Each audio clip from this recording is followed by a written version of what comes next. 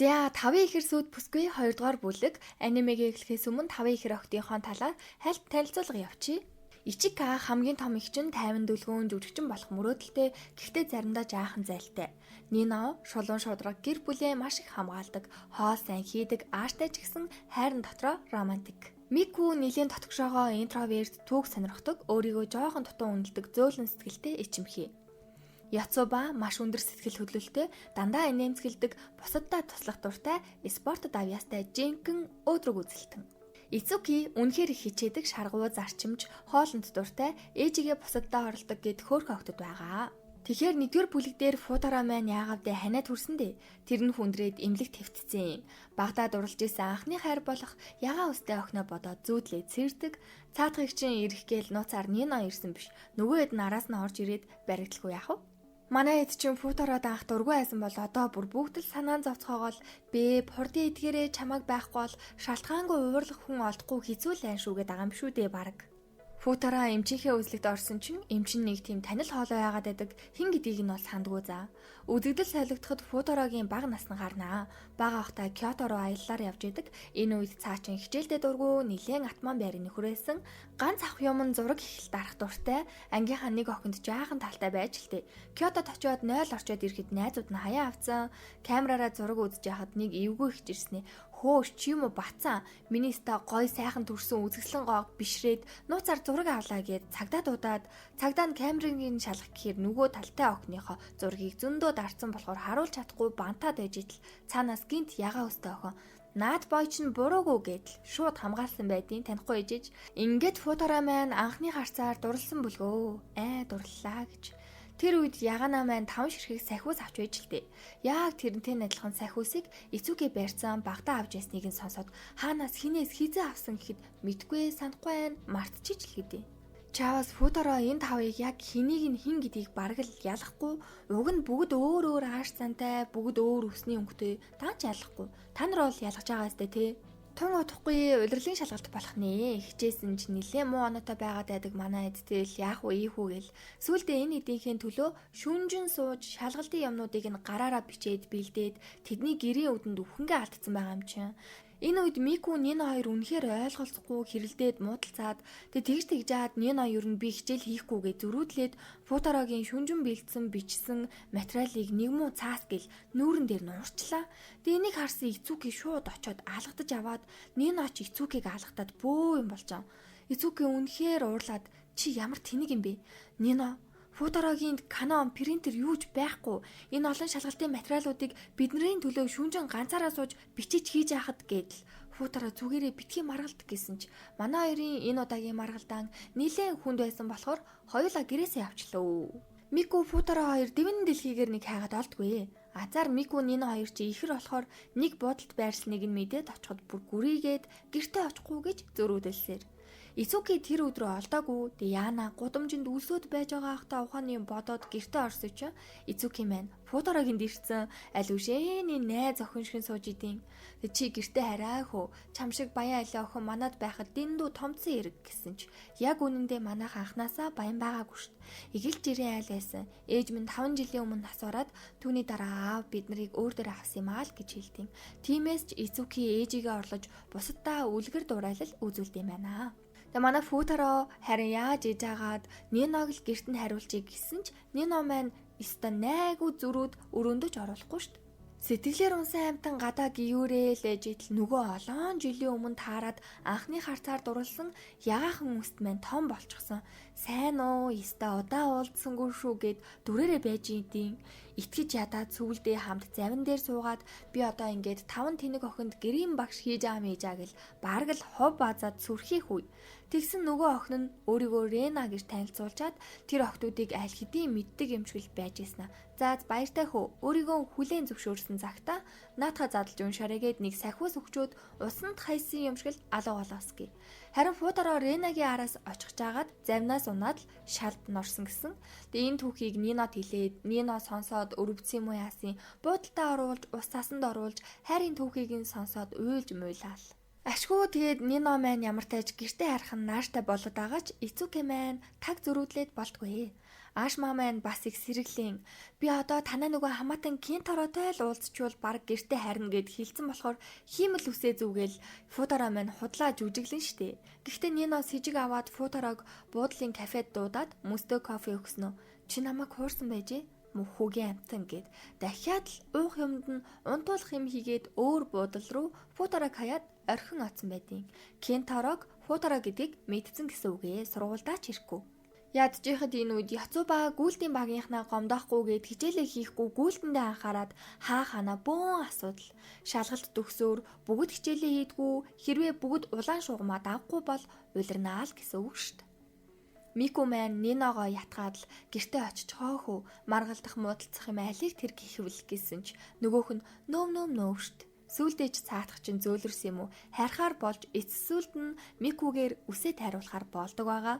Шин амьдрал, шин бие гэдэг шиг л.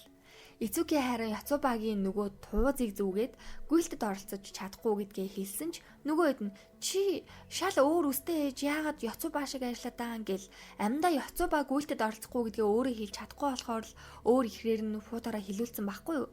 Тэгсэн жинхэнэ Яцуба гарч ирэл би наад гүйлт мүйлтэд чи оролцож чадахгүй sorry гэл тасид л хэлжтий. Тэгсэн чинь Яцуба биш Нино үсээ тайруулсан. Тэр хэд дээрээ ингэж ирсэн байдیں۔ За ингээд Нино Ицуки хоёр маань бие биенээсээ уучлалт гуйгаад азар хичээл номоо бөөнөрөө бултаараа бэлтгэр болж байгаамаа гэж. Шалгалт эхлэхэд хэдхэн хоног үлдсэн учраас дөрмийн дагуу хичээлээ хийн шүү дээ. Нэг өдөр Футара багшигаа хүлээгээд ойж идэл тэдний аавын жолооч Ибата сан ирсэн. Өнөөдрөөс эхлээд Футара та хийдэд ахиж хизээч багшлахгүй болсон. Өөрөө ингэж хүссэн болохоор аав чинь танаа гэрлүүч орохыг хоригдсан гэдгийг нөгөө чинь бүр шокцаа. Тэгээ Ибата сангаас бүр говьшин байж Футарагийн ажиллаж байгаа газар очиход Белууны газар тэгээ нөгөө хэд чинь Бяднуус торт хүргүүлье гээл дагаал яваад байлаа. Тэгсэн чинь эхэлсэн бол дуусгаж чадахгүй эргүүтээрээ багший. Одооноос эхлээд манайд орох хориотой болохоор бид нар бие дааж тусдаа байр түрээслэхээр болсон гээл манай дахин хичээхээр болж байгаа. Энэ үед даанч усанд санаандгүй живээд дээр Ренагийн өгсөн нөгөө сахиус штэ тэрийг хайчдаг. Хамгийн том асуудал бол мэдээж байрны түрээс тэрийг нь Ичика жүжиг тоглосон мөнгөөрөө болгож байгаа болохоор аавынх нь үүдэх шиг их цалинг одоохондоо Футараад өгөх боломжгүй болохоор л их л ая таалыг нь засан л та. Тэгээ цаашаа харин зүгээр дараа өгч болно штэ л гэдэг мэдээж юуг жил үнгүй заахав дээ те. Футара яагаад ажилласаа гарсан гэхээр тавын ихрийн аавтай уцаар яриад октод нь гэрээсээ явсан энтергээд хэлэхэд бараг л аав нь тоохгүй байсан учраас хүний аав эцэг хүн байж арчааг юм уу банд гэд бараг хэрэлдээд тэгээ багшлахаа болсол юм байна лээ л дээ. Тийм болохоор тэдний аав нь Футараад чин сэтгэлээсээ дургүй болсон. Нөгөө талд Ичика маань ганцаараа байр хоолны түрээсээ төлж байгаа хажуугаар нь ажиллаад хичээлээ хийж байгаа учраас нэлээд ядралттай. Тэгээ цаачин сонноос Футараад бас нэлээд таалтай болцсон байгаа шүү заа. Нэг өдөр ихрүүдийн баг охин Ицукитэйгээ аав нь уулзчин. Энийг нь Футара Яцуба эдэр сонсоод нууцаар тэгсэн аав нь та тав гэртээ эргээд ер нь бол дараагийн шалгалтандаа унах юм бол дахиад өөр сургууль руу шилжүүлнэ шүү. Өөр яриа байхгүй л гин. Тэгээ энийг нь Футараач бусд нь бүгд мэдж байгаа сонссон болохоор доор бүрнээ маш их хичээж Футараа өөрийнхөө хичээлийг бэлтгэхээс илүүтэйгээр нөгөө тавдаа л илүү санаа тавина штэ. Ядчихад Мику маань Футараад үнэхээр дурлсан учраас Валентинаас өмнө шоколад хийж сурах гэд их л бүтлгүйд нь сар бүрийн 14-ний өдөр Ицуки ээжийнхээ газар очиж бусдынхаа өмнөөс залбирдаг. Тэгээ энэ өдөр харин ээжийнхээ шав байсан ихчтэйгээ таарад ээжийг нь тэр их чинь ямар ухаалаг мундаг багш байсан талаар шавь нь хэлэхэд Ицуки эргэлт буцалтгүйгээр багш болох хүсэл эрмэлзэлтэй болж байгаамаа. Ивэдээ манайд тэгээд хитрхи хичээл хийснээс болоод сүүлдээ бүгдээрээ ядраад ингэж зогсоо зайгүй шахах юм бол аюул бол амжилт үзүүлэхгүй гэж бодоод нэг өдөр нөгөө хэдийгээ хичээлээс чөлөөлөөд баярлуулах гад хамтдаа хүүхдийн парк дээр ирвэ. Тэгээ нөгөө хэд нь амар гой хөвгжилдэж байгаа ч гэсэн Яцуба ганцаархнаа алсыг харагч тэр хичээлээ хийж идэв. Учир нь өмнөх сургуульдаа бусдын шалгалтандаа тэнцсэн. Тэгээ Яцуба л тэнцэж чадаагүй тиймээс л Яцубаг дагаад бүгд шилжиж ирсэн. Тэгээ одоо ч гэсэн тэр хэдийгээ өөрөөс нь олж бити хохироосой гэж хүссэндээ л ингэж их хичээж байгаа ах. Мику хайрын энэ удаагийн шалгалтанд бусдаасаа хамгийн өндөр анаа авах юм бол өөрийнхөө сэтгэлийг Футараад илчлэн гэж бодсон. Энийг ч гэсэн Ичикад хэлсэн чинь Ичика Микугээс 2 оноогоор илүү оноо авсан байдیں۔ Тэгээ манай хэд бүгд ямар ч хэлсэн гэхдээ ашгүй шалгалтандаа тэнцэж чаддаг л та. Бүгдээрээ шалгалтаа амжилттай өгсөн болохоор Футарогийн ажилдаг кафед ирж тэмдэглэхэр болсон ч Нино байдгүй. Нино хайшсан гэхээр бас аав нь буцаад гэртээ эргээд ирээч гэл ятгах байсан гэхүү дээ. Энэ үед Футаро ирээл явъя. Баяраа тэмдэглэе сууж хаал гэж Нино зүгээр аавыгаа хаяал явчихж байгаа юм чинь. Замдаа Футарогийн шалгалтын дүнг санаандгүй харахад үргэлж нэгт ордог байсан залуу маань нилээн доошоо дүн авсан нь тэр хидэд бүр ямар их цаг зарцуулсан гэдг нь харагдсан байх. Тэгээ манай Нино Футарод шууд хайртайг хэлждэг. Гэхдээ Футаро ямар ч хариу үйлдэл үзүүлээгүй л дээ.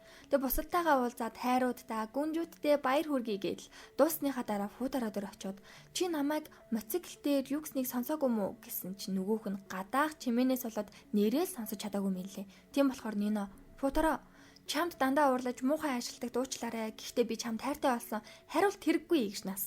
За энийг нь Ичика бас санаадгүй сонсчноо. Энэ нь Футарод нилээн хүнд цохилт болж ер нь байнга л Ниног бодостой. Тэгээ удалгүй Футарогийн гэр бүл, ихрүүдийн гэр бүл дэлгүүрийн суглаанд оролцоод аль аль нь хожцсон нэг газар руу аялах хэрэг авчжээ. Аавтайгаа хизээ им сүрхий байсан гимээр л дотно олцсон. Буудалсан газрынх нь өвөө нилээ сүнслэг орой олоод Ицукитэй ярилцах гэсэн ч Ицуки одооноос эхлээд чи бид нарт хичээл заах хэрэггүй гэдээ. Футаро чи яагаад гэд асуухын завдалгүй буудлын эзэн өвөө Футарог бараг л зодоод миний зээ охинд гар хүрэн гэж горьцсны чинь гарц гэснийг сонсвол мэдээж энэ хэдийн маань өвөө гэдгийг мэдэж авнаа. Өглөөс ирээд өчигдрийн уулзсан Ицуки жинхэнэ нь биш ихрүүдийн нэгэн зүсээ хувиргасан гэдгийг бас мэднэ. Ингээд Футаро энэ хэдийг ер нь хинбэ гэдгийг ялах гэсэн биш. Нөгөө тавчин тавуулаа Ицуки болчихж. Яагаад гэхээр багтаа яг адилхан байсан тэр дүр төрхт нь болохоор өвөө нь үнэхээр хайртай. Тийм болохоор өвөөгөө баярлуулах гад л адилхан болжээ. Тиймээс Футаро одоо бүрэл ялах ойлсон. Уг нь усны өнгнөөс эхлээд ааш зан хүртэл бүгд өөр байсан ч ялахгүй байгаа л бүгдийг нь л хайрлаж байж хайртай байж ялгаж чадна штт банда гэл өвөө ол дойдгор хийлдэг. Энэ өдрийн оройн Нино Футаротой ярилцах гад Ичикаг аавыгаа аргалж байгаараа гэд хэлсэн ч Ичика юун аав аргалах Яцубата дээвэр дээр юу чулаагүй юм шиг юм яриа байждаг. Бас нэг Ицуки гарч ирснээл Футарог учир зүггүй намайг таалтаа гэж болдгоо ашгүй гэж нэг юм Футароч чи Мику байна гэснээр манай Мику баярлсандаа унтлан тэрж байгаа юм чи. Амралтаас ирлээ. 5 ихрийн одоогийн түрээсийн байрны төлбөрийг Ичика төлж байгаа. Тэгээ сүүлдээ хувааж төлөхөр болоод Футарогийн ажлын газарт Нино Мику хоёр хоёулаа ярилцлага өгч. Тэг яах аргагүй Нино сайн хоол хийдэг болохоор тэнцээд Мику харин яг өөдөөс нь харсан талхны газар ажилд орлоо. Манай тавыжийн сургуульда 5 ихэр гэдгийг сурагчид мэддэг болсон болохоор нэлээд од олны танил гэх юм уу да бараг. Анги дотроо ангийн удирдагчаар Яцуба сонгогдож, эрэгтэй удирдагчаар Футаро сонгогдлоо. Удахгүй төгсөлтийн зугаалга болох гэж байгаа. Мику Яцубад Футаротой хамт нэг баг болмоор байна гэдгийг хэлээд, Ичикач Футаротой нэг баг болмоор байна гэдгийг Яцубад хэлээд, тэг хин хэнийг нь гомдоохгүй байхыг хичээдгийн үг нь. Тэгсэн нэг өдөр сургууль дээр Ичика Микугийн дүрд албаар хувирснаа. Юу гэж Футаро? Чамд Ичика хайртай. Би та хоёрыг маш их дэмжинэ гэж авдгийн хүү. Өөрөө хэлж чадахгүй болохоор албаар Микугийн дүрд хувирч хэлсэн нь. Нино ч сэтгэлээ хэлжилсэн дээр нь Микугээс Ичика сайн гэдгийг сонсоод жинхэнэ Микудэд тааралдаад хэлсэн юмыг лавлах гэтэл Ичика гараад ирнэ. Угаасаа албаар мэддэгдүүлэхгүй гэдэл дундуур нь садаа олж байгаа юм л та. Тэгснээ Ичикагийн бас нэг эвгүй гаргасан зам нь Футарогийн төрсөн өдөр удахгүй болох ч байгаа ч гэсэн бүгд бэлэг өгөхгүй шүү гэж хэлснээ өөрөө ганцаараа бэлэг өгнө гэд бодчихсан байжээдэг. Мэдээж Нино ол өвгөнд нь орлоо юу. Бэлгээ бэлтцэн л явж байна. Ичика Нинод хандан чи Футаро сайн мүү гэхтэл шууд л эргэлзэхгүй хайртай гэж хэлэхэд Ичика би ч гэсэн хайртай гэж хэлжнэ. Бараг бүгд сайн боллоо шүү те. Тэр хоёр бусад дээрээ очиход нөгөө хэд нь ч гэсэн хувьтай Футарод хөөхөн бэлэг бэлтцэн байд юм аа. Иш Футаро маань 5 охиныг хичээлийг зааж өгөхөөс гадна өөрөө хичээлээ өгтлээ бэлдээд ядаргаанд орсон үүний үр дүн тэрээр улсдаа 3-т орсон гоц гойд гавал сурагч болсон байдیں۔ Мику ч гэсэн хичээсний үр дүнд үнэхээр амттай талах барьж сурсан. Ингээд мэдээж төгсөх ангийн зугаалга болж байгаа. Нэг багт 5 хүн байх ёстой болохоор Мику Яцубад Футаротой нэг баг болгоно гэж амласан. Даанч Ичика бас нэг баг болмоор байна гэд хэлсэн. Яцуба маань хэнийг нь ч гомдоохыг хүсэхгүй байгаа штэ. Азар Футаро маань ангийнхаа банд нартай нэг баг болж хэрүүл урал болохоос ангижирсан байдаг. Үзэгдэл солигдоход Ицуки Футарогийн нөгөө анхны хайртайгаа авахулсан багийнхан зургийг хараад ижидэг. Юу гэсэн үг вэ? За ямар ч байсан зугаалгандаа явах гад Райха дүүн ахтаа хөөхөн хувцас авахд сонголцоод охтууд маань бас өөрсдөө дотор хувцас энтер авч шийнэ. Зугаалга хэллээ. Нилээн алхаад тэг сүүлдээ ядарцгаагаад ингээд фуутараг хайхын тулд ихрүүд салж явахаар болдیں۔ Мику тасгал хөдөлгөөний тал дээр жаахан тутмаг, харин Ичика арай сайн болохоор Микугээс төрүүлж фуутаратай уулзах гээд гол нь Микугийн дүрд хувирцсан хүлээж идэг. Тэг жинхэнэ Мику ирээ чок Яцубай харин Ичикагийн санааг мэдсэн болохоор маш муухай санагдаад чи Микуг фуутараад сайн гэдгийг мэдсэрэж албаар замд нь садаа болох гэлээ гэдэл муудалцаад Мику фуутараад өгөх гэж байсан талхаа хаяал гүүгээл явчихна. Яцуба болсон зүйлд нь өөрийгөө буруутгаад тэгсэн фуутараа маань анхнаасаа л Микуг өөрт нь сайн гэдгийг мэдчихсэн анзаарсан байдаг. Мику эвгүй байдалд орсон болохоор өрөөнөөсөө ч цухахгүй уйлах гатал. Тэгсэн гаднаас нэн орж ирээд хайртай өндөө сэтгэлээ илчлэн гэдэг гин биш штий. Чамайг ч харин миний өрсөлдөгч гэж харсан чинь ийм арчаагүй амтан байсан юм уу? Би ч бас фуутараа тайртай штий. Тийм болохоор бити унжигаад бай. Анката байл да гэл хэлэл хаяна. Дахин дүрс солигдоход Ицуки Яцубад хандан чи 6 жилийн өмнө фуутараатай уулзсан ягаа устай охин гэдгийг хэлэх хэрэгтэй гэж авдیں хүй. Тэгэхээр ямар тааж Яцуба тэр охин нь байжээ. За сүүлдээ бүр Ичика цагаандаа гарч Микугийн дүрд дахин хувраад энэ газраар явж иснаа санаж гин үү? Яг үнэндээ би 6 жилийн өмнө чамтай уулзсан тэр охин чинь би штэ гэж авсан. Фуутараа шууд уурн хүрээд одоо болнэ найз. Чиний энэ худал хуурмаг байдлыг чинь твчгүй нэ. Чи илт худлаа яриад штэ Ичика. Сургууль дээр таарсан Мику бас чи байсан биз дээ.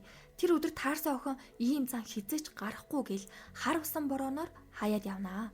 Ичика угаасаа л гинтэл эвгүй зан гараад байсан л да. Уг нь одоо энэ ирсэн байгаа газар нь хамгийн сүүлд 6 жилийн өмнө Кёотод анхны хайртайгаа уулзраад өдөржингөө хамт аз жаргалтай байсан газар юм бэ нэлээ. Тэгээ Мику Ичика хоёрч ойлголцоог байгаа болохоор бүгд Микуд туслах гад хөөхөн төлөвлөгөө зохиож энэ өдөр Микуг л фуутараатай хамт байлгах гэд янз бүрийн юм хийнэ. Манай өрхнөө бүр дотроо баярлаад ач холбогдол өгч Юкатан яасан ч хөөхөн зогтын ус руу унаад цолих төрсийг Ицуки өгч ин хүй. Барьсан талхыг нь хүртэл фуутараа идэл амттай байна гэсэн хоёрхан үг сонсоод тэнгэр лөө нисэх мэтэл. За тэр хоёрын ард манай охтод бүгд сонсоол Ичикач бүгдээс нь зөвхөн өөрийгөө бодож хайраас болж та нарыгаа бодоогүй дуучлаарай гэл уучлалт гуйж ойлголцоод байж идэл гинтэл Мику яг үнэндээ би энд байгаа бүхий л зүйлд харагдах байгаль дуу чимээ бүгдд нь дуртай гэд сүүлд нь фуутараа руу зааснаа дуртай гэж авсан. Тэгснэ чи бишээ гөгшөөн чиний ард байгаа миний гүнжүүд гэдیں۔ Фуутараа маань угаасаа мэдрэмжгүй биш болохоор байдалд ороод яваад өгнө. Харин манай таван ихрүүд би бинээсээ уучлалт гуйгаад ойлголцлоо. Эцэс сүүлд нь энэ үйл явдлаас хойш ёстой жинхнээсээ нэгэнтэй гэрлэх чинь яг хэн байж болох вэ мэдгүй л байна л та.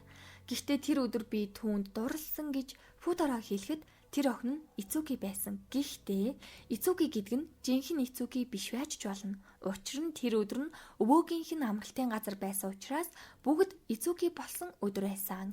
Ингээд 5 ихэр сүд бүсгүй анимегийн 2 дугаар бүлэг дуслаа. Дараагийн бүлэг гэж байхгүй болохоор энэ хүрээд өндөрлөе. Юкигээ дэмжиж лайк, subscribe дараад байх юм бол Юкинд бүр амар их урам ороод аль болох хурдан дараагийн гайдаа хийгээд байна шүү дээ. Тэгээд зүрх хөөхөн бүх зүрхнүүддээ хүүхдийн баярын мэнд хүргэе. Бүгд аз жаргалтай байгаарэ.